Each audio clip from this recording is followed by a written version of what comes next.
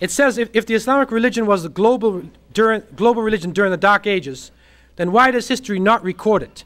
Why are young people not taught these things in history class? Because history in this part of the world, we used to call it his story.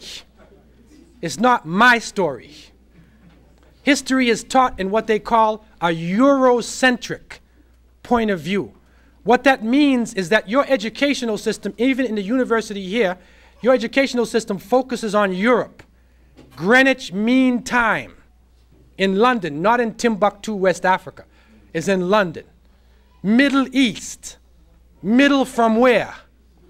Far East, far from where? You understand what I'm saying? So therefore, it is a Eurocentric point of view, and we need to have what we could call Mecca-centric. That our history centers on our faith, and it goes out from Mecca. So the way they write history, and I used to ask this question as a young child, Christopher Columbus discovers America.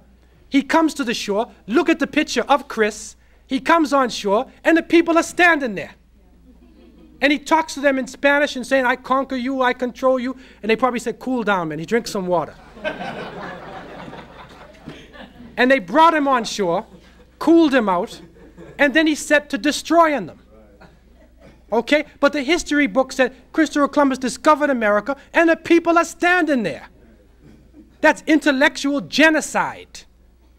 You destroy people. That is what has happened in the West in order to justify the system of oppression and racism established over the past 400 years. That is what we are recognizing in this part of the world. And so we have to rewrite history and tell it from our point of view. Christopher Columbus was discovered in 1492. You understand that sentence? He was discovered because he was lost. He didn't know where he was, and when he got back to Spain, he couldn't describe properly where he had been. That is the reality.